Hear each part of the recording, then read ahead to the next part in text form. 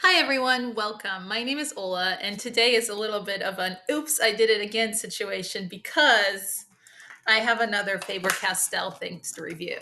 I know I just did the pop up flowers and I was sort of on the fence about it, but oh my gosh, those markers are so great. I started doing Creative Paula's book with them.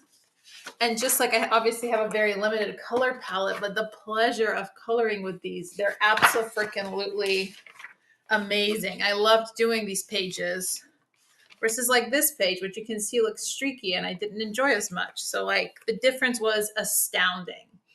So I decided to go to the art store and see if they have any more of those pop-up kits, especially some of the ones with the 7 markers, because I really wanted to get one. And they didn't.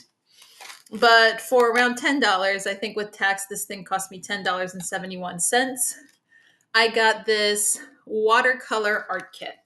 Now, this says that inside it has a Pitt artist pen, 3 gold Faber Aqua watercolor pencils, a paintbrush, 2 mixed media stencils, a watercolor palette with 9 different colors, 8 sheets of watercolor paper, and a design guide. So I'm like, you know what?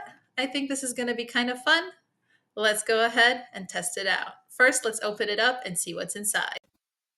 Okay, let's see what's in here. I've already started opening it because it was glued together. Let's flip it around.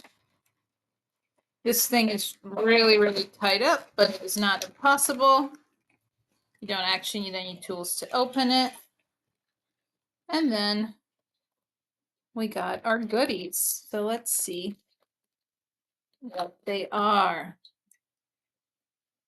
Oh my gosh, I love this little teeny tiny palette. Let's get rid of the packaging. So first we have our palette. It's little, it's got 9 colors. I'm so excited to try this. We've got one of these Faber Castell pens.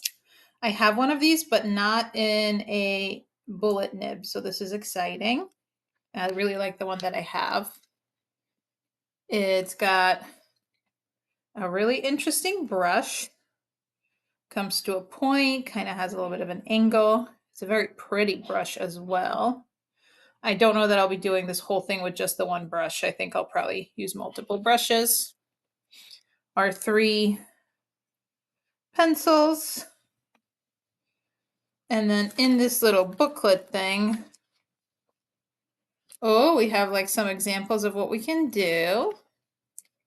Okay. Our stencils and paper are quite small, but let's go ahead and open these and sort of read through. Okay, we got some examples of things to do as well. So let's get set up to try one of these out.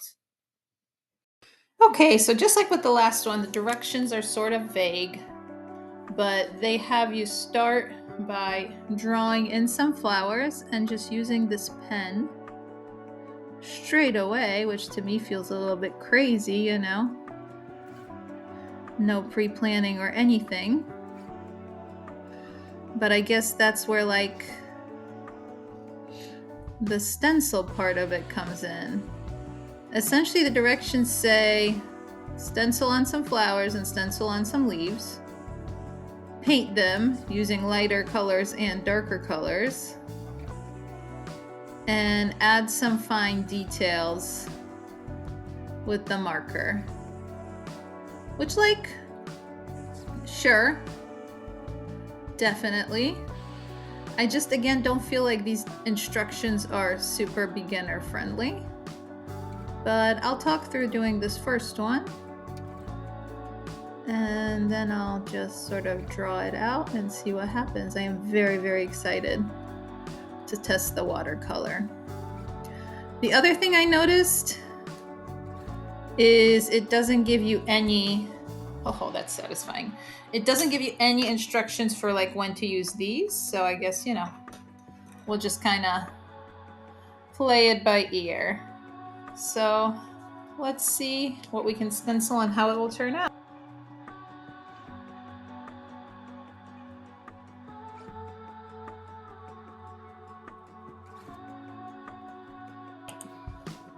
So here I'm creating the rest of the pattern. I'm kind of going off of the example, kind of playing around, but I'm just using the stencil and making large flowers, then small flowers, and then adding in the greenery.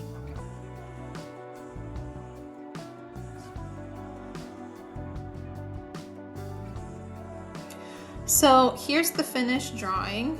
It's kind of cool, but at the same time, I'm very much like, I don't know that I would like go for watercolor with these because it's so small. I wish this was a little bit bigger, but I guess let's test these out. I'll start with some pink and see what happens.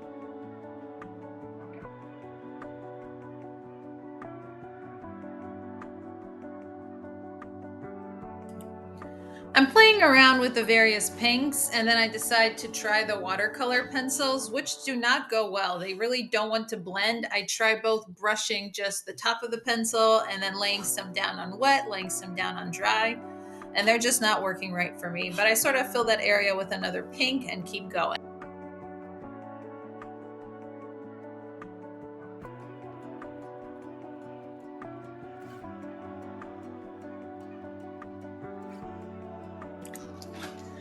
I then go in with the green and again start with the watercolor and then place some with the watercolor pencil, both adding some gradient and then using it for the smaller detail.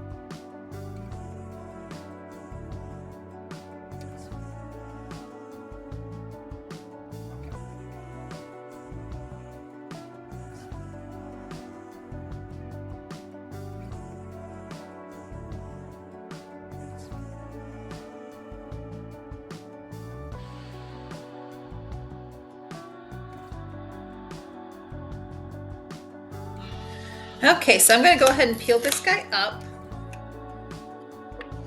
And I honestly think it's really, really cute. It does say to make some darker parts with the pen, which I'm not sure I want to do. I might add a little bit of dots into the centers. I also just folded over some tape to put on the back of it just to hold it down. It definitely doesn't stay flat as you're painting it. So I'm not sure what they're intending for you to do. Let's see, I'll fill these in as I talk. I'm not sure what they're intending for you to do, but it doesn't work in terms of keeping the paper flat. So I'm gonna just add a couple of dots here. And then I think I'll keep it as is. I like the design. I like the stencils. I think I like the watercolor. I'm really curious to test them out on something that's a project of my own design. But here is the finished project from the kit. And obviously you have 8 pieces of paper, so you can make quite a few more of these. So I've done this watercolor circle exercise where you just overlap these circle prints with different colors. And then I just filled in the negative space.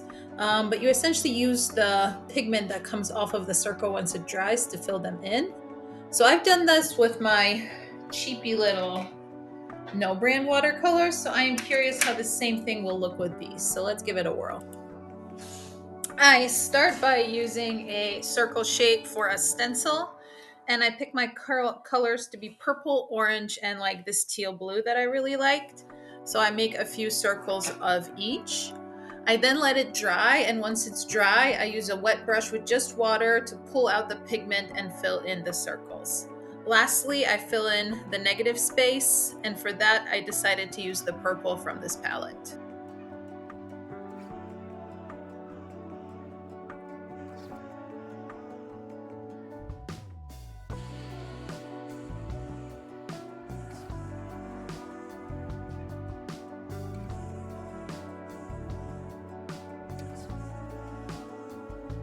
So here's how this final circle thing turned out. You can kind of see the tints of color if I hold it to the camera at the right angle. But I'll be honest, I like the one that I did with my cheapy watercolors. I just feel like it's a lot more vibrant.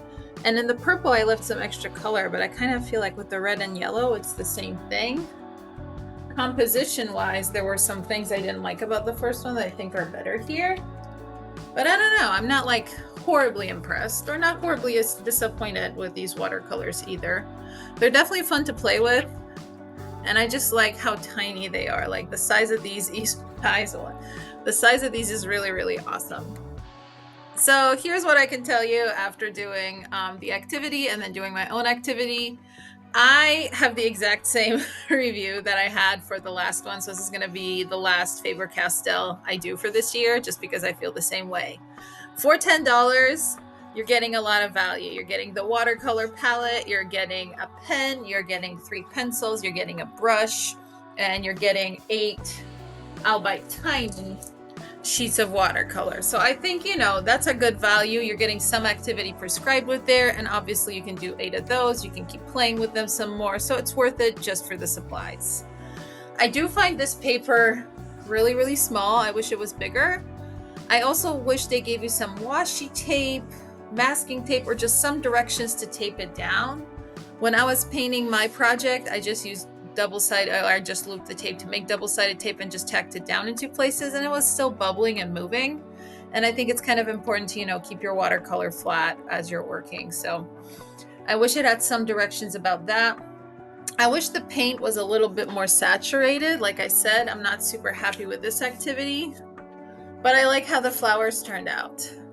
I also find this whole draw tiny things out with a stencil and then fill them in idea really, really tedious.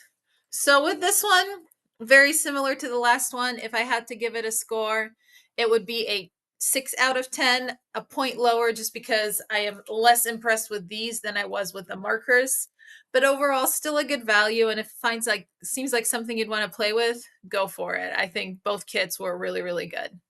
Thanks for watching. Have a good day. Bye.